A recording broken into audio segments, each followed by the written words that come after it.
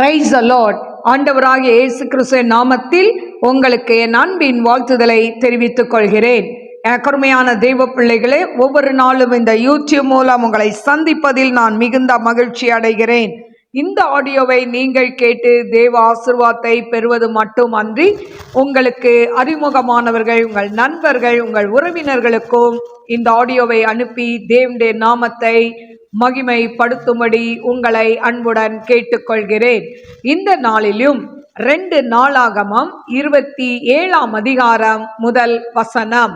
யோதாம் ராஜாவாகிற போது 25 வயதாயிருந்து 16 வருஷம் எருசலேமிலே அரசாண்டான். சாதோக்கின் குமார்த்தி ஆகிய அவன் தாயின் பேர் எருசாள். அவன் தன் தகப்பனாகிய உசியா செய்தபடியெல்லாம் கர்த்தரின் பார்வைக்கு செம்மையானதை செய்தான். ஆனாலும் அவனை போல கர்த்தரின் ஆலயத்திற்குள் பிரவேசியாதிருந்தான். ஜனங்கள் இன்னும் தங்களை கெடுத்து கொண்டிருந்தார்கள். அவன் கர்த்தருடைய ஆலயத்தின் உயர்ந்த வாசலை கட்டினதும் அல்லாமல் ஓபேலின் மதிலின் மேல் அநேக கட்டடங்களையும் கட்டினான். யூதாவின் மலைகளிலே பட்டணங்களையும் காடுகளிலே கோட்டைகளையும் கோபுரங்களையும் கட்டினான். அவன் அம்மோன் புத்திரருடைய ராஜாவோடு யுத்தம் பண்ணி அவர்களை மேற்கொண்டான். ஆதலால் அம்மோன் புத்திரர் அவனுக்கு அந்த வருஷத்திலே 100 தாலந்து வெள்ளியையும் 10,000 கல கோதுமையையும் 10,000 கல வார் கோதுமையையும் கொடுத்தார்கள். 2ஆம் 3ஆம் வருஷத்திலும் அம்மோன் புத்திரர் அப்படியே அவனுக்கு செலுத்தினார்கள். யோதாம் தன் வழிகளை தன் தேவனாகிய கர்த்தருக்கு முன்பாக நேராக்கினதினால் பலப்பட்டான். யோதாமின் மற்ற வர்த்தமானங்களும் அவனுடைய சகல யுத்தங்களும் அவனுடைய நடைகளும் இஸ்ரவேல் யூதா ராஜாக்களின் புஸ்தகத்தில் எழுதியிருக்கிறது. அவன் ராஜாவாகிற போது 25 வயதாயிருந்து 16 வருஷம் எருசலேமில் அரசாண்டான். யோதாம் தன் பிதாக்களோட நித்திரை அடைந்த பின்பு அவனை தாவீதின் நகரத்திலே அடக்கம் பண்ணினார்கள். அவன் குமாரனாகிய ஆகாஸ் அவன் ஸ்தானத்தில் ராஜாவானான். என கருமையான தேவ பிள்ளைகளே, இந்த நாளிலும் 2 நாளாகமம் 27ஆம் அதிகாரம் 1 முதல் 9 வசனங்களை நான் வாசித்திருக்கிறேன். என கருமையான தெய்வ பிள்ளைகளே, இந்த யோதாமுடைய தகப்பன் பெயர் உசியா. என கருமையான தெய்வ பிள்ளைகளே, அதே போல அவனுடைய தாயின் பேர் எருசாள். இவன் பார்த்தீங்கன்னா, இந்த யோதாம் 25 வயதாக இருக்கும்போது பாருங்க, இவன் ஆட்சிக்கு வரான். வந்து 16 வருஷம் எருசலேமில் அரசாண்டான் என்று சொல்லப்பட்டு இருக்கிறது. இவன் தன் தகப்பனாகிய உசியா செய்தபடியெல்லாம் கர்த்தருடைய பார்வைக்கு செம்மையானதை செய்தான் என்று சொல்லப்பட்டிருக்கு. ஆனா எனக்கு அருமையான தெய்வ பிள்ளைகளே, அவன் செம்மையானதை செய்தான். அவன் அதாவது கட்டடங்களை கட்டினான். எல்லாத்திலையும் ஆண்டவருடைய கரம் இருந்தது. அம்மோன் புத்திரருடைய யுத்தம் பண்ண போறான். ஆனா அதுலேயும் அவனுக்கு ஆண்டவர் வெற்றியை கொடுத்தார். இப்படி அநேக நல்ல காரியங்கள் யோதாமுடைய காரியத்தில் இருந்தாலும், கருமையான தெய்வ பிள்ளைகளே, 6ஆம் வசனம் சொல்லுது, தன் வழிகளை தன் தேவனாகிய கர்த்தருக்கு முன்பாக நேராக்கினதால் பலப்பட்டான். அப்போ இந்த யோதாம் பலப்படுறதுக்கு காரணம் என்ன? அவன் கட்டடம் கட்டுறான், மதில் மேல கட்டடங்களை கட்டினான், ஆலயத்துல உயர்ந்த வாசலை கட்டினான், இதெல்லாம் இருக்கு, கோட்டைகள் கோபுரங்கள்லாம் கட்டினான்னு இருக்கு. அப்போ ஆண்டவர் அவனை வர வர அவனை பலப்படுத்தி கொண்டே இருந்தார். காரணம் என்ன? அவன் தன் வழிகளை தேவனுக்கு நேராக அவன் நேராக்கினதினால் அப்படின்னு சொல்லப்பட்டிருக்கு. எனக்கு அருமையான தேவ பிள்ளைகளே, நம்முடைய வழிகள் கர்த்தருக்கு பிரியமாய் இருந்தால் கர்த்தர் நம் வாழ்க்கையில் பெரிய காரியங்களை செய்வார். இப்போ அவன் வழி ஆண்டவருக்கு பிரியமா இருந்தது. ஆனாலும் அவனுடைய நாட்டு மக்களை அவன் என்ன பண்ணல, ஆண்டவருக்குள்ள கொண்டு வர அவன் மறந்து விட்டான். எனக்கு அருமையான தேவ பிள்ளைகளே, நம்ம ஆண்டவருக்குள்ள இருக்கணும். அதே போல நம்ம கூட பழகுறவர்கள், அறிமுகமானவர்கள், நம்மால முயன்றவரை நம்முடன் இருப்பவர்களையும் ஆண்டவருடைய வழியில, நல்வழியில நம்ம நடத்துவது நம்மளுடைய கடமை என்று சொல்லி பார்க்கிறோம். எனக்கு அருமையான தேவ பிள்ளைகளே, இந்த கடமையில இந்த யோதாம் ராஜா தவறினதுனால பாருங்க, தாவீது, எசேக்கியா, யோசியா போன்ற சிறந்த ராஜாக்கள் பட்டியல்ல இவனுடைய பேர் இல்லை. எனக்கு அருமையான தெய்வ பிள்ளைகளே, அதனால நம்ம மட்டும் நல்லா இருந்தா போதாது, நம்ம கூட இருக்கிறவர்களையும் நாம் என்ன பண்ணணும்? கர்த்தருக்குள் வழி நடத்த வேண்டும். எனக்கு அருமையான தெய்வ பிள்ளைகளே, முதலாவது நம்ம கர்த்தருக்குள்ள ஆயத்தப்பட வேண்டும். கர்த்தருக்குள்ள நம்ம உண்மையா இருக்கணும்.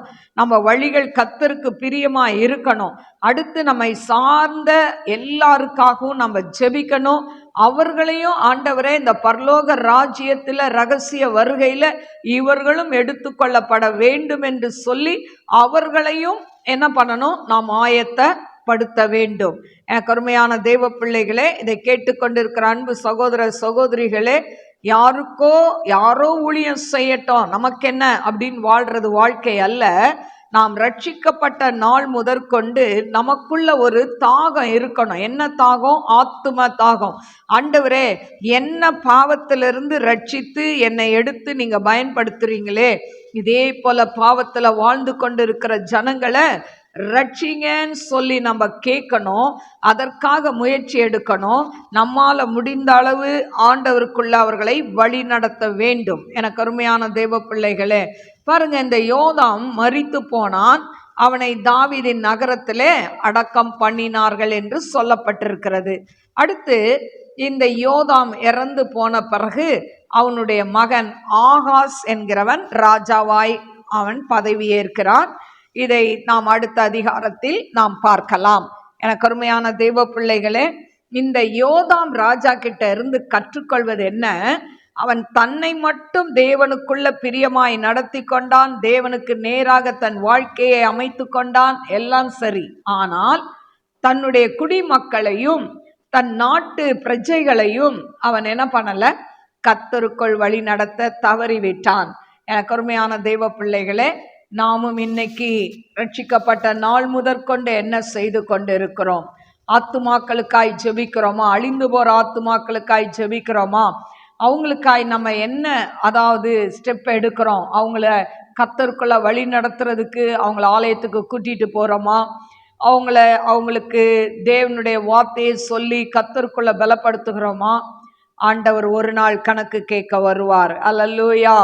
அதனால நாம் ஒருவரும் தப்பிக்கொள்ள முடியாது. அதனால சமயம் வாய்த்தாலும் வாய்க்காவிட்டாலும் திருவசனத்தை ஜாக்கிரதையாய் பிரசங்கி என்று சொன்னது போல நாம் மற்றவர்களுக்கு ஆண்டவருடைய நன்மையை, ஆண்டவர் எதற்காக இந்த பூமியில் வந்தார் என்பதை நாம் மற்றவர்களுக்கு சொல்ல வேண்டும். கண்களை மூடி நாம் செபிப்போம்.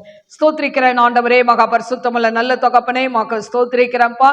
ஆண்டவரே, யோதாம் ராஜா கிட்ட இருந்து கற்றுக்கொண்ட பாடம், ஆண்டவரே, நாங்க மட்டும் உமக்குள்ள பிரியமா இருந்தா போதாதுப்பா. ஆண்டவரே, எங்களோடு கூட ஒரு கூட்ட ஜனங்களை பரலோக ராஜ்யத்துக்கு கொண்டு வர நாங்கள் பலப்பட வேண்டும், ஆயத்தப்பட வேண்டும். அநேகரை ஆயத்தப்படுத்துறதுக்கு நீங்க கிருபை தரணும் ஆண்டவரே. அப்பா, உங்க கிருபை இல்லைன்னா ஒருத்தர் கூட ரட்சிக்கப்பட முடியாது ஆண்டவரே. ஏசப்பா, எந்த மனுஷனும் எந்த மனுஷனையும் மாற்ற முடியாது. நீர் ஒருவரே மாற்ற வல்லவர் ஆண்டவரே. அப்படியாய் தகப்பனே, பிள்ளைகள் பாரத்தோடு தகப்பனே ஆண்டவரே ஜெபிக்கவும், அவர்களுக்காய் ஆண்டவரே அப்பா ஊழியம் செய்யவும் கிருபை கொடுங்க ஆண்டவரே. ரட்சிக்கப்படாத பிள்ளைகளுக்காய் ஆண்டவரே உம்முடைய பாதத்தில் ஜெபித்து சத்தியத்தை சொல்லி ஆண்டவரே அவர்களை நல்வழியில நடத்தி ஆலயத்துல கொண்டு சேர்க்கிற பிள்ளைகளாய் மாற்றுவீராக டாடி. ஆண்டவரே, அன்பின் கரத்துல தாழ்த்தி ஒப்பு கொடுக்கிறப்பா. இந்த நாள்ல வியாதி படுக்கையா இருக்கிற பிள்ளைகளுடைய வியாதி படுக்கையை மாற்றுங்கப்பா. டிப்ரெஷன்ல இருக்கிற பிள்ளைகளுக்கு விடுதலையை கொடுங்கப்பா. செய்வன கட்டுல இருக்க பிள்ளைகளுக்கு விடுதலையை கொடுங்கப்பா. திருமணம் ஆகாத பிள்ளைகளுக்கு திருமண காரியங்கள் கைகூடி வரட்டும் என்று ஜெபிக்கிற. பிசினஸ்ல எல்லாத்தையும் இழந்து ஆண்டவரே ஒன்றுமில்லை, எம்டி ஹேண்டா இருக்கிறேன்னு சொல்கிற நபர்களுக்கு ஆண்டவரே அவங்க பிசினஸ் ஆசீர்வாதத்தை கொடுங்க ஆண்டவரே. அப்பா வேலை செய்கிற பிள்ளைகளுக்கு வேலையில் ப்ரொமோஷனை கொடுங்க ஆண்டவரை. அப்பா அம்மாவுக்கு நன்றி சொல்லி துதிக்கிற வேலையில் சேலரி உயர்த்தி கொடுக்க உதவி செய்யுங்க ஏசப்பா. ஆண்டவரே ஊழியம் செய்கிற பிள்ளைகளுக்கு அவங்க ஊழிய எல்லைகள் விரிவாகட்டும். அவங்க ஊழியத்தில் அநேக ஜனங்கள் வந்து ஆசீர்வாதத்தை பெற்றுக்கொள்ள கிருபை கொடுங்கப்பா. உங்க நாம மாத்திரம் மகிமைப்படட்டும். அவை அந்த கரத்துல தாழ்த்தி ஒப்பு கொடுக்கிறேன். இயேசுவின் நாமத்தில் கேட்கிறேன் பிதாவே, ஆமென்.